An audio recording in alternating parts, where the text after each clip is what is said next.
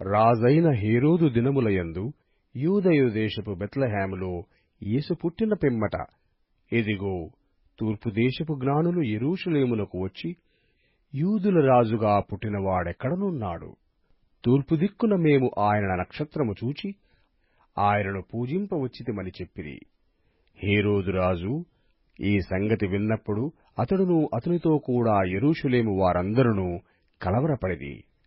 కాబట్టి రాజు ప్రధాన యాజకులను, ప్రజలలో నుండు శాస్త్రులను అందరినీ సమకూర్చి క్రీస్తు ఎక్కడ పుట్టునని వారినడిగెను. అందుకు వారు, యూదయ బెత్లెహేములోనే. ఏలయనగా, యూదయ దేశపు బెత్లెహేమా, నీవు యూదా ప్రధానులలో ఎంతమాత్రమును అల్పమైన దానవు కావు. ఇజ్రాయేలను నా ప్రజలను పరిపాలించు అధిపతి నీలో నుండి వచ్చును అని ప్రవక్త ద్వారా రాయబడియున్నదనిరి. అంతటా హేరోదు ఆ జ్ఞానులను రహస్యముగా పిలిపించి ఆ నక్షత్రము కనబడిన కాలము వారిచేత పరిష్కారముగా తెలుసుకొని, మీరు వెళ్లి ఆ శిశువు విషయమై జాగ్రత్తగా విచారించి తెలుసుకొనగానే నేనునూ వచ్చి ఆయనను పూజించున్నట్లు నాకు వర్తమానము తెండని చెప్పి వారిని బెత్లెహేమునకు పంపెను. వారు రాజు మాట విని బయలుదేరిపోవుచుండగా, ఇదిగో తూర్పుదేశమున వారు చూచిన నక్షత్రము ఆ శిశువు ఉండిన చోటికి మీదుగా వచ్చి నిలుచు వరకు వారికి ముందుగా నడిచెను. వారు ఆ నక్షత్రమును చూచి అత్యానందభరితులై ఇంటిలోనికి వచ్చి తల్లి అయిన మరియను ఆ శిశువును చూచి సాగిలపడి ఆయనను పూజించి తమ పెట్టెలు విప్పి బంగారమును, సాంబ్రాణిని, బోళమును కానుకలుగా ఆయనకు సమర్పించిరి. తర్వాత హేరోదునొద్దకు వెళ్ళవద్దని స్వప్నమందు దేవునిచేత బోధింపబడిన వారై వారు మరియొక మార్గమున తమ దేశమునకు తిరిగి వెళ్ళిరి.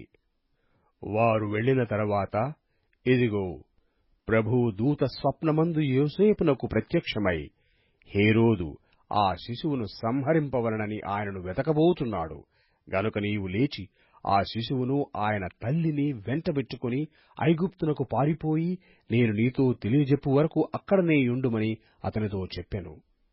అప్పుడతడు లేచి రాత్రివేళ శిశువును తల్లిని తోడుకుని ఐగుప్తునకు వెళ్లి, ఐగుప్తులో నుండి నా కుమారుని పిలిచితిని అని ప్రవక్త ద్వారా ప్రభువు సెలవిచ్చిన మాట నెరవేర్చబడినట్లు హేరోదు మరణము వరకు అక్కడ నుండెను.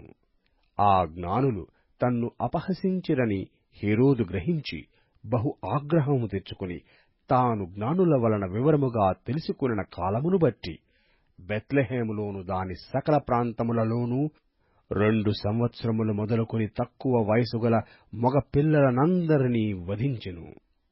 అందువలన రామాలో అంగలార్పు వినబడెను, ఏడ్పును మహారోదన ధ్వనియు కలిగెను. రాహేలు తన పిల్లల విషయమై ఏడ్చుచూ వారు లేనందున ఓదార్పు పొందనొల్లకయుండెనని ప్రవక్తయైన యిర్మీయా ద్వారా చెప్పబడిన వాక్యము నెరవేరెను.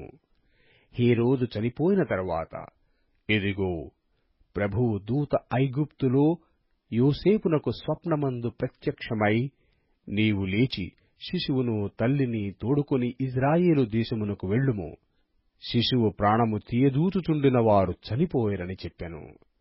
అప్పుడతడు లేచి శిశువుని తల్లిని తోడుకుని ఇజ్రాయేలు దేశమునకు వచ్చెను. అయితే అర్కెలాయా తన తండ్రి అయిన హెరోదునకు ప్రతిగా యూదయ దేశము ఏలుచున్నాడని విని అక్కడికి వెళ్లవెరచి స్వప్నమందు దేవునిచేత బోధింపబడిన వాడై గలిలయ ప్రాంతములకు వెళ్లి నజరేతను ఊరికి వచ్చి అక్కడ కాపురముండెను. ఆయన నజరేయుడన